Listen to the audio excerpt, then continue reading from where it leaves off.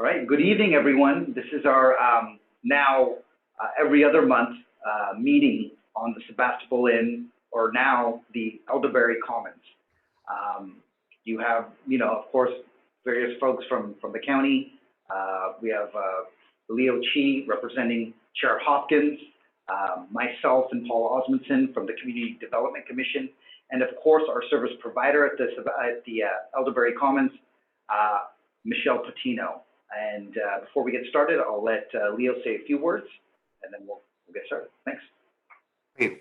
Thanks everyone who's here tonight. It's great to have you for this regular check-in. Lynda was planning to be here, but honestly, she wasn't feeling well earlier, so I've been covering her meetings today. It's possible though that she'll still show up later, but in the meantime, I'll make sure to relay any notes from the meeting onto her. Again, I think, we've been continuing to talk as local government, and it sounds like things are continuing to proceed smoothly. But I'm going to go ahead and let, I think, both Paul and Michelle give some updates on just kind of where we are in that process. Rahish, do you want to kick off to who's next, or Mayor Glass, is there anything you want to add? I think we're a small group tonight, so just if everyone who's attending, I see a few representatives from the city of Sebastopol. If Mayor Glass would like to introduce herself, then I think we can just go around and we're a small group tonight, so. Sure. Yep. Great, thank you, Rahish. So here I am, I'm Una Glass, Mayor of Sebastopol. We have been checking in regularly with the county on progress, and with Michelle from our provider, the service provider at the location. And we've had some meetings with county staff about fencing and some things like that have gone well. But in any case, we're keeping an eye on things, and hope that this update is useful to everyone. And thanks, Leo, for organizing this, and thank you, Rahish, for organizing this also. Thank you both. So looking forward to hearing the latest. And my colleague on the Sebastopol City Council Housing Committee, Patrick, is here. He managed to get from my house to his house in record time in order to almost beat me on the screen here. Is that an invitation to say something? Yes. Invitation to say something. I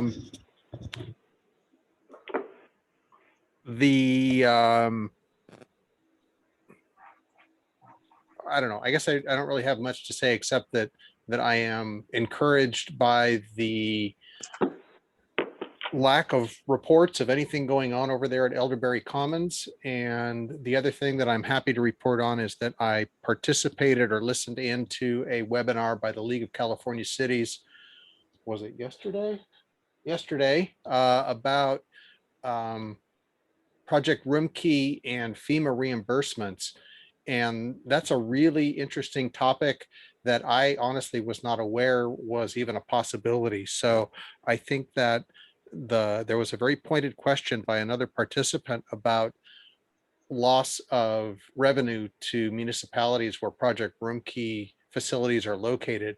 And the answer was non-committal, but tended, I would say, towards that is probably going to be a FEMA reimbursable item. So I've got more looking into that to do, but I found that to be really interesting. So that's it. Nice to see everybody's names, and I see everybody's faces that I see, but I see you guys all the time. It's the members of the public. It's nice to see you. And I just would like to say one thing. I have to be somewhere at 7, which means I may have to leave the meeting a little earlier if it goes close to into an hour. So I apologize for that. I can see that Patrick, Oliver had a quick clarification question in the chat. He was asking, is it Homekey or Homekey? And I guess, I don't know if CDC also has any sort of report on where we are with any new announcements from the state. I know that we were expecting the governor to announce additional funding. I don't know if that's moved forward.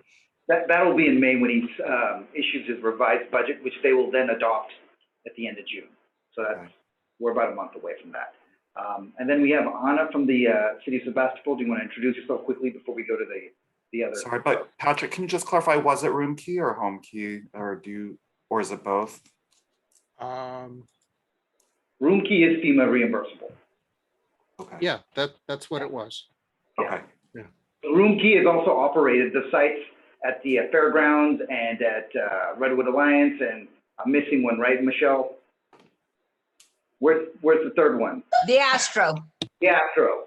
Those are all room key projects that we operate at the county. Distinguished from home key. Yes, it is distinguished, Oliver, from home key. All right.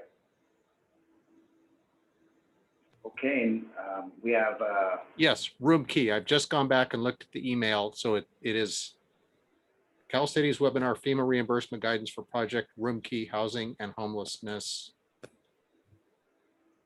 Confirmation. Yeah. okay. With that, I'll ask Michelle to go ahead and provide an update on what's been going on since. Hello, everybody. I'm Michelle with DEMA. Just to let you know that everything is running very smoothly over at Sebastopol. It is completely full at this time. All rooms are full, and we're progressing nicely. We do have a lot of support within the residents who are currently residing there. They do want to get themselves more involved in the community and are looking for a lot of community outreach nonprofit groups that they can interact with and give back to the community of Sebastopol. So I want to make sure that I announce that and throw that out there. We're going to be looking into these opportunities and partnering with some other nonprofits from the area and hopefully grant their wishes and get them out there doing some community service like they want. So if anybody has any ideas, please do not hesitate to email me or tell me. I am happy and open to all of them. So I actually have a comment about that, if I could jump in. I have asked, I've got a call into the facilitator of our nonprofit council. And I'm going to ask him to get in touch with you, Michelle, to find appropriate placements for your people, because we have a council that meets monthly of all the nonprofits in Sebastopol, well, not all, but many of the nonprofits in Sebastopol. So I'm going to have him get in touch with you so that you can figure out what are good places for them to be. Oh, Mayor Glass, that is fantastic. Thank you very much. You're I welcome. look forward to getting that information. I also mentioned to Michelle that I reached out to regional parks to see if there was the possibility of some kind of assistance on the trail. And I learned in one of our recent meetings that I guess technically the trail is not JRT right next to the site. It's technically like a Sebastopol trail. So I don't know if there's any opportunity if the city of Sebastopol has, the desire for assistance on its portion of the trail, but there may be some way to, I don't know, it needs to be something so formalized as like adopt a road or adopt a trail, but maybe there's some way that they can kind of curate or even support some beautification in the area. Just ideas to keep in mind. And if there are other ideas out there, definitely feel free to send them to Michelle or me or Mayor Glass. I'm sure we'd all be happy to receive them. Absolutely. Thank you, Leo. I know that we have a town hall meeting every Wednesday night at 6 o'clock, and they're very, very excited. It's been brought up multiple times that they want to get back to the community. That's great. Thank you for that update. That's wonderful to hear, Michelle. Paul, would you like to give an update on where we are as far as some of the exterior design changes? Sure. I can share a screen with an updated site plan if you'd like me to do that. Go ahead. So we've engaged O'Malley Wilson Westfall, an local architect in Santa Rosa, to come up with a plan for security for the site and also some suggestions, requests on trying to organize pedestrian activity. So this is an updated site plan that shows both sides of the trail. My cursor is going along the trail there. I'm going to zoom in a little bit closer. So what we are proposing is a wrought iron fence and a security system in front of the property so that, and Michelle has talked with us about this, and it's something that she really feels strongly is helpful for her and the residents to feel secure, so that the only people that are coming and going to the property are those that are known and check in at the front desk. The residents can come and go with typical room keys like a normal hotel, but instead of having it open. And then we're going to do some replacement of fencing so that it's a little bit more secure along both sides of the back. And then the other proposal that we are making is that we will, we've also engaged a landscape architect, April Owens from Habitat Corridor. Her firm is escaping me now. No, that you're right. It is Habitat. Yeah, I think that's right. So she is going to be working with us and coming up with landscape proposals. There's a current pedestrian entrance, right? I'm circling it right now from the trail to the Gravenstein Station site right here. And it's overgrown and it's not very sightly. It's not, you can't really tell what it is. So we're gonna clean this up. We're gonna remove all the overgrown landscaping, make this a very clear entrance into Gravenstein Station. We're gonna add a 4-foot high fence along the parking lot. And then we're gonna put a emergency vehicle access here so that we were told by everyone that during the last flood, the Morgan Avenue intersection flooded.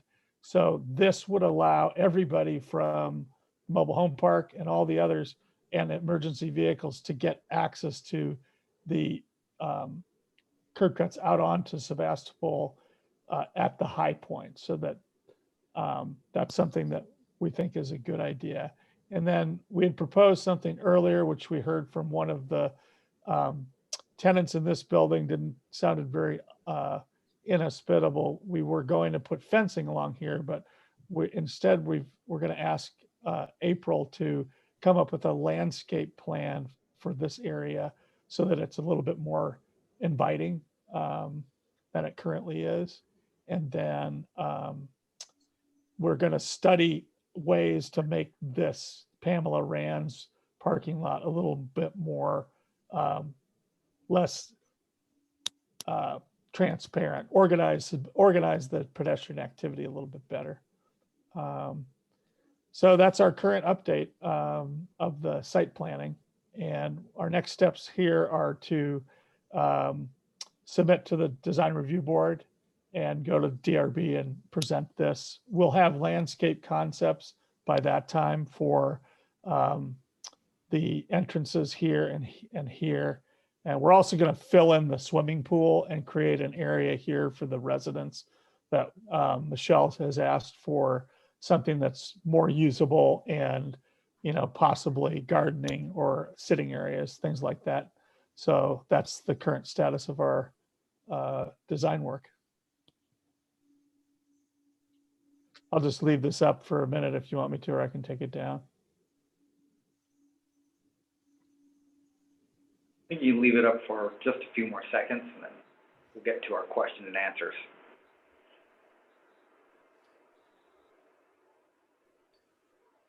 I can always bring it back up if people want to make Sure. comments. Yeah, we can provide it later too, if that's all right. There we go. All right, and then we have I believe we have 3 members from the public. So Oliver, Jill, or Laura, you have questions, please feel free to unmute yourselves. We're small, so I don't think there's a need to chat anything. We should, be able to hear you and answer any questions you have. Yeah, this is Oliver here. Hi, good evening. Thanks for your time. Michelle, you were saying in the last meeting that you'd bought the coffee cat, so I was just wondering how that was going, whether you're actually going to be employing some of the people who are now living in the Sebastopol Inn in there. No, Oliver, I said I was pursuing purchasing Coffee Cats, and that has fallen through. They've gone with another buyer, I believe. Okay.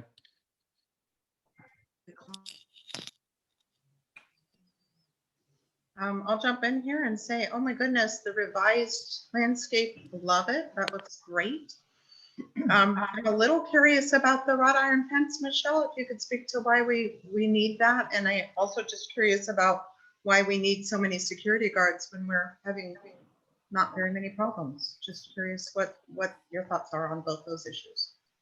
Well, Dr. Pollock, I can tell you that due to our increased security that we do have on site right now, that is one of the reasons that we are not having that many issues. The wrought iron fence will also allow for those other individuals who like to come onto site and security is not able to assist with that for some reason. Maybe they're aggressive or loud or violent. Will allow us to keep those individuals off of the property. Okay, one last question. The entranceway that's over by my building, is there any way that gate could be usable for traffic so that we don't have to go in front of the Elderberry Commons? So for instance, I've mentioned before, I ride my bike to work, and that's where I usually come in and out. So if we make it an emergency pass through, then I will have to be going in front of Elderberry Commons, and people who I send for walks will have to be going in front of Elderberry Commons. And honestly, it's just a little intimidating sometimes with the security guards. Laura, this is Paul.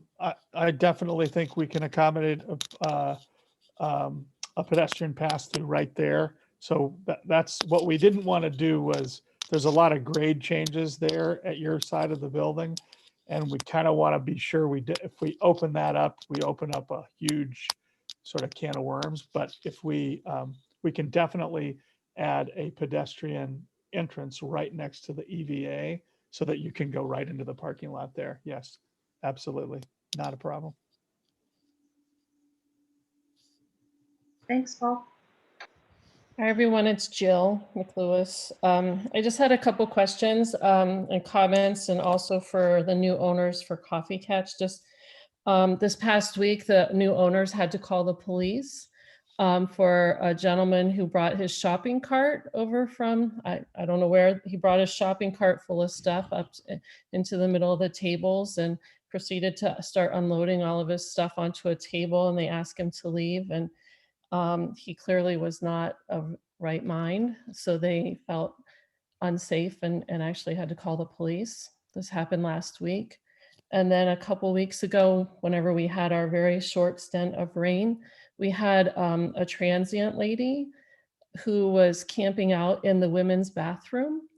And I wasn't sure what to do about that because I actually had to close my business and drive home to use the restroom because she wasn't leaving, nor did she have a mask on.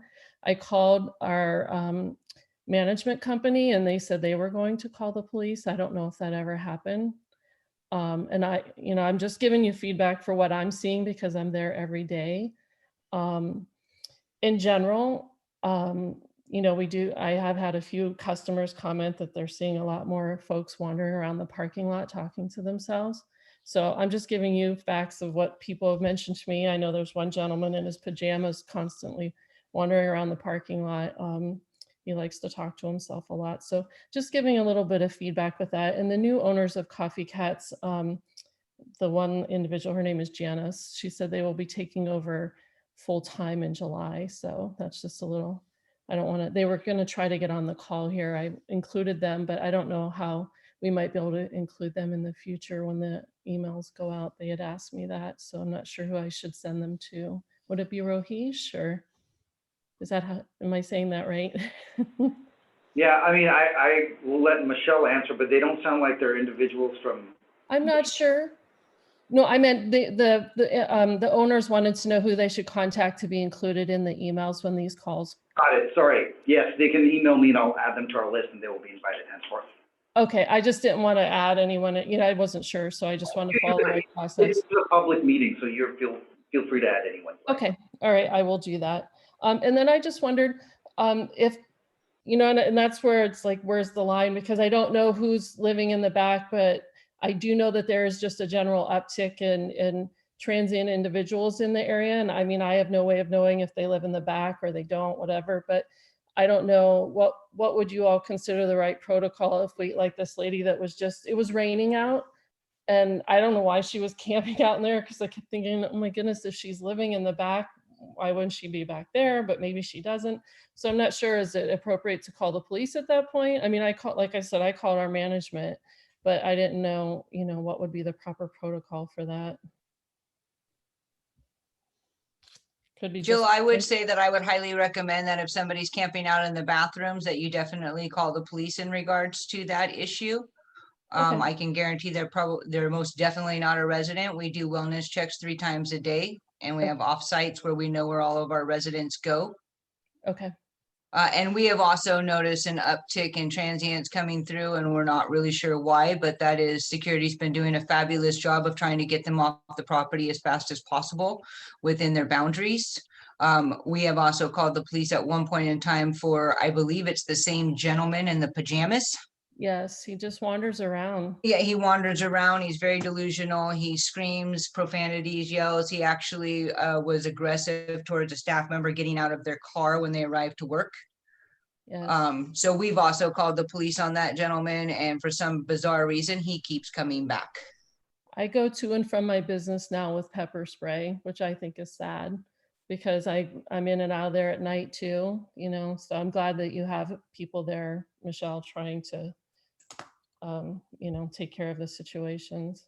Yeah, I've asked security, you know, where that parking lot goes up to Coffee Cats right there, and a lot of our staff parks on that side. I've asked them to increase their patrol out to that perimeter And I see them. so that they're present as a deterrent, hopefully knowing that if they see them, they won't come into that area at all. Gotcha. I would say I don't think that those kinds of people are actually related to Elderberry Commons, as Michelle said. And it's going to be on coming up on the city council agenda to see if we can use some of the mitigation money that we're getting from the county to find some a contractor to help us with dealing with the homeless people on Morris Street and the homeless people that actually don't have anything to do with Elderberry Commons. So we're going to be looking at what kind of programs and services we can put together in conjunction with our police department to start addressing the issue of the homeless people that are living out in the Laguna and the people that are on Morris Street. That's upcoming on an agenda in, I think, about 4 weeks. I'm gonna add a couple cents in there. We've had homeless people there forever, way before Elderberry Commons. And I know it's kind of a unpopular method, but I find talking to them works quite well. And, you know, if you don't feel comfortable with that, I get it. But for me, it always works to just say, excuse me, my clients need to use the bathroom. Can you move on? And they usually do.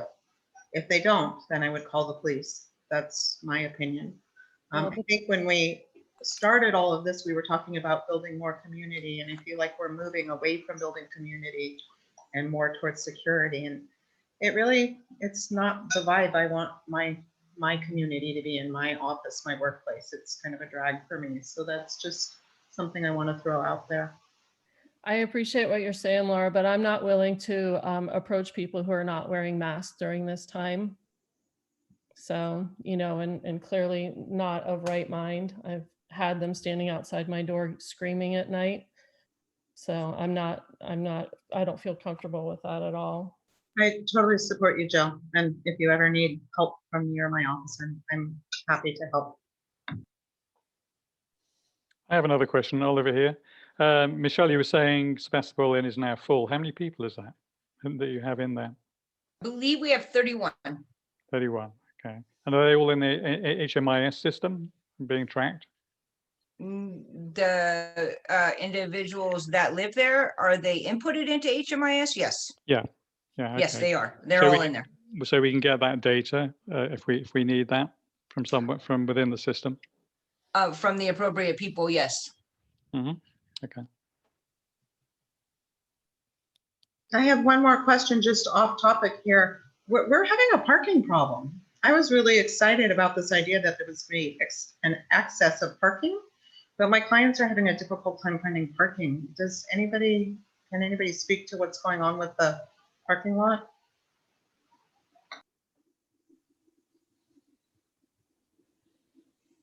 So, Michelle, you don't have many people with cars, right? I believe that we have maybe 6 or 7 total right now, 6 or 7 total vehicles at the site that are within the residence. That's it. And they're usually directly in front of the parking area right there in front of the Elderberry. The staff parks, I've asked staff to park directly on the side there only. I noticed that, I noticed when I went there as well that it's increased parking, and I did notice, I mean, increased amount of cars that were parked there. And I think it may do with just more things opening up, Dr. Pollock. You know, the cafe, you know, the things are opening up, people are going out more, so they're driving and going places. That may be part of it, because I noticed the increase as well. Do many of the residents have cars for Sebastopol Inn? That's what I just asked, and she said 6 or 7. Oh, sorry, I didn't hear that. Sorry. Michelle, would it be at all possible to have your staff park directly across instead of on that side? Where they're talking Yeah. about landscaping? That would be awesome. It would just open up some parking for this, if that's doable. Yeah, no, I can absolutely ask them to do that. No problem, Dr. Pollock. Thank you so much.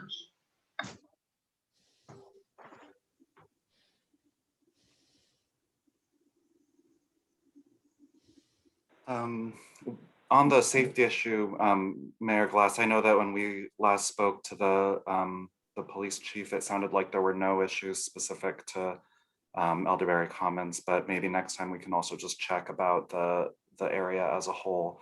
I mean, I can speak, I don't know what's happening, but, you know, within the county, I know that in different communities in West County, we are seeing, you know, increased encampments or RVs again. And so, you know, we've been working to coordinate with CDC and law enforcement as appropriate, but it seems like, you know, this is a countywide problem. It's not something that's even just, you know, specific to D5. So some of that could be the effect that you're seeing in Sebastopol.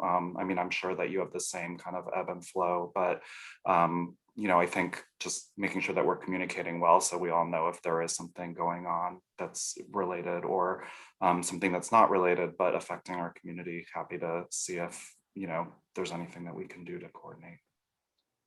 Well, I do think what we really need is an outreach person that's that we contract with through a nonprofit to start working with the people that are out on the street and see if we can get them into a program and into the system rather than just, you know, but we have not had reports from our police department of problems with Elderberry Commons. And we are working on the concept of finding some ways to get the services that are needed to mitigate the issues that we're seeing with, you know, people out on the street who do need to get into the system.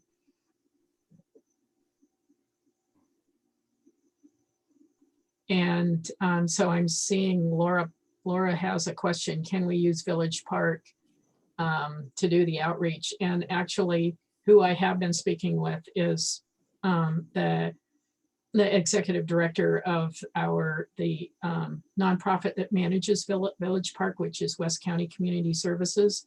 And I am hoping that we will reach, that we will be able to contract with them with some sort of services, not specifically through Park Village, but through, you know, something separate. That's something that we are going to investigate as a council and see if we can afford to figure out how to make that happen. But we're waiting for getting all the financial part figured out and having a discussion amongst the council.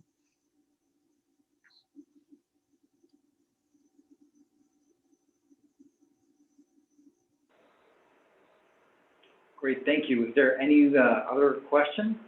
Just one more question from me, Oliver. I'm just wondering if there's going to be any more purchases or, you know, by the county of properties in the coming few months, like the Sebastopol Inn property? I'm not aware of any pending purchases. CDC can chime in if they're hearing otherwise. I mean, I think we're getting, I think there's some just board items that'll be updates on homelessness, but I'm not aware of any purchases that are in the works or any specific funding for purchases at this time. Like Rahesh said earlier, or when I was asking about the timing of the governor, I know that the governor is interested in putting out more funding, but it sounds like we would learn about that funding in May, and there's not any property that I know of that's queued up or anything like that in anticipation of that. Yep. Yeah, if I may add, Leo, potentially, if the governor does adopt that budget that he presented in January, that would make $750 million, I believe, available through Project Homekey. And for a lot of the same properties, the same type of properties, such as the Sebastopol Inn. And then that would be, once that's approved, then the board would deliberate and provide direction.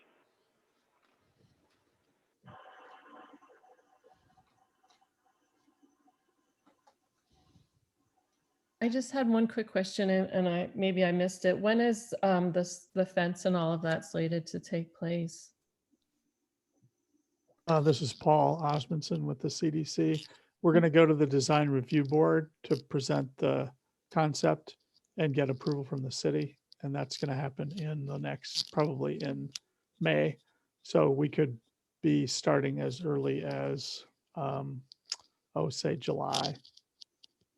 That'd be my best guess as to when Okay. we could get it approved. Thank you.